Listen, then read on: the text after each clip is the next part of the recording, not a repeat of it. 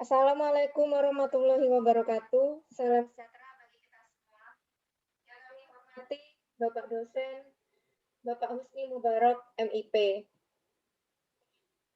Pada kesempatan kali ini, izinkan kami dari kelas 4J dengan kelompok 2, Fakultas Ilmu Sosial dan Politik, Universitas Pancammarga Probolinggo, akan mempresentasikan hasil akhir makalah mata kuliah Administrasi Kependudukan.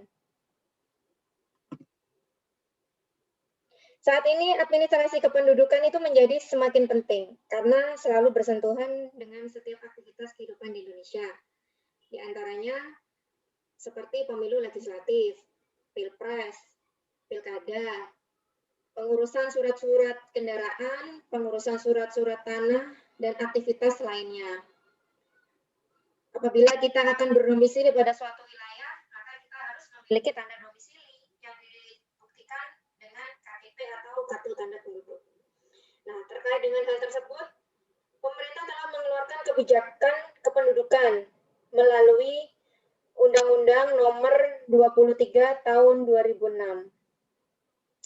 Di mana di situ dijelaskan bahwa administrasi kependudukan adalah rangkaian kegiatan penataan dan penertiban dalam penertiban dokumen dan data kependudukan melalui pendaftaran penduduk, pencatatan sipil, pengelolaan informasi administrasi kependudukan, serta pendayagunaan hasilnya untuk pelayanan publik dan pembangunan sektor lain. Seiring dengan perkembangan zaman, Undang-Undang Nomor 23 Tahun 2006 ini mengalami perubahan menjadi Undang-Undang Nomor 24 Tahun 2013, di mana administrasi kependudukan sebagian kecil yang dianggap sudah tidak relevan lagi untuk saat ini itu perlu disesuaikan. Di dalam administrasi kependudukan itu ada fungsi dan tujuannya. Adapun fungsi administrasi kependudukan dan pencatatan sipil terbagi menjadi 5, yaitu memenuhi hak asasi setiap orang di bidang administrasi kependudukan tanpa diskriminasi dengan pelayanan publik yang profesional. Yang kedua, meningkatkan kesadaran penduduk akan kewajibannya untuk berperan serta dalam pelaksanaan administrasi kependudukan. Yang ketiga, memenuhi data statistik secara nasional mengenai peristiwa kependudukan dan peristiwa penting. Yang keempat, mendukung perumusan kebijakan dan perencanaan pembangunan secara nasional, regional, serta lokal. Dan yang terakhir, yang kelima, mendukung pembangunan sistem administrasi kependudukan. Untuk selanjutnya dijelaskan oleh Mbak Vina. Silakan Mbak Vina. Ya, terima kasih Mbak Inge. Saya lanjutkan. Untuk tujuan administrasi itu sendiri, administrasi kependudukan dan pencatatan sipil, diantaranya yang pertama, memberikan keabsahan identitas dan kepastian hukum atas dokumen penduduk untuk setiap peristiwa kependudukan dan peristiwa penting yang dialami oleh penduduk. Untuk yang kedua, memberikan perlindungan status hak sipil penduduk. Yang ketiga, menyediakan data dan informasi kependudukan secara nasional mengenai pendaftaran penduduk dan pencatatan sipil pada berbagai tingkatan secara akurat, lengkap, mutakhir, dan mudah diakses sehingga menjadi acuan bagi perumusan kebijakan dan pembangunan pada umumnya. Yang keempat, mewujudkan tertib administrasi pendudukan secara nasional dan terpadu.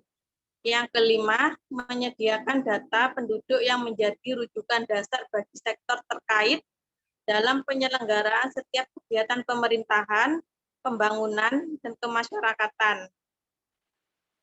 Lanjut.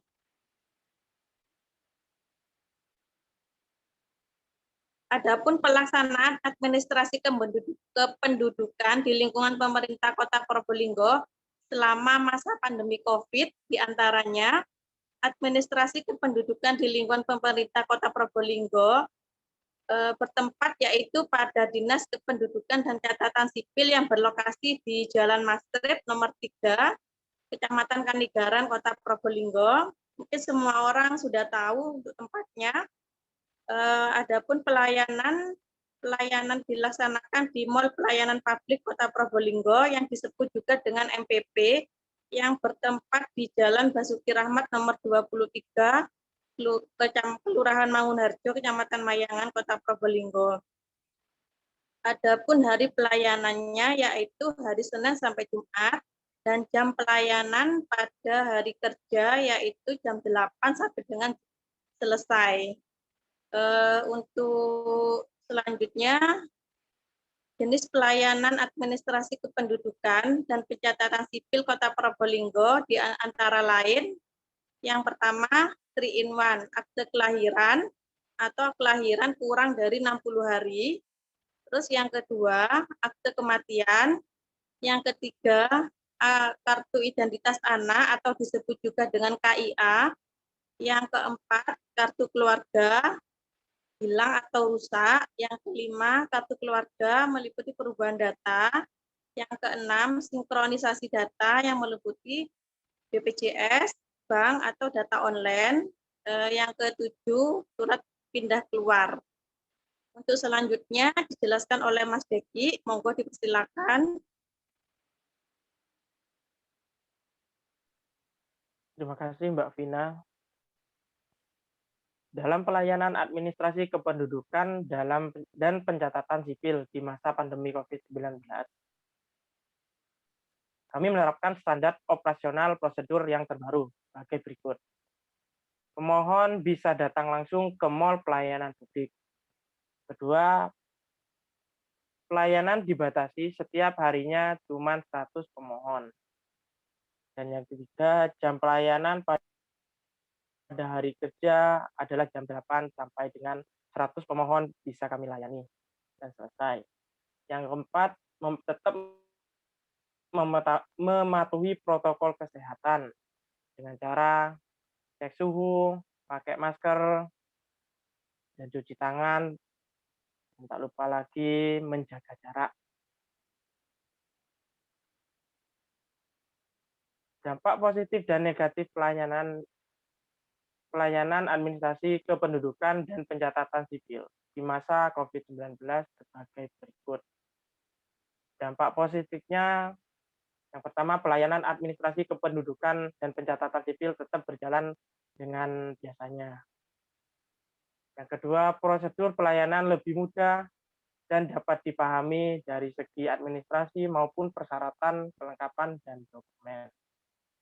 Yang ketiga, pendaftaran administrasi lebih cepat selesai karena tidak banyak dokumen yang harus dibawa dan dilengkapi juga. Dan sedangkan dampak negatifnya, satu, terbatasnya waktu pelayanan. Jika ada kekurangan persyaratan, administrasi harus melengkapi dan kembali lagi keesokan harinya. Dan yang kedua, berkurangnya kuota pemohon, yaitu hanya dibatasi maksimal cuma 100 pemohon. Sekian presentasi dari kelompok kami. Mohon arahan dan saran dari Bapak dosen. Sekian dan terima kasih. Assalamualaikum warahmatullahi wabarakatuh.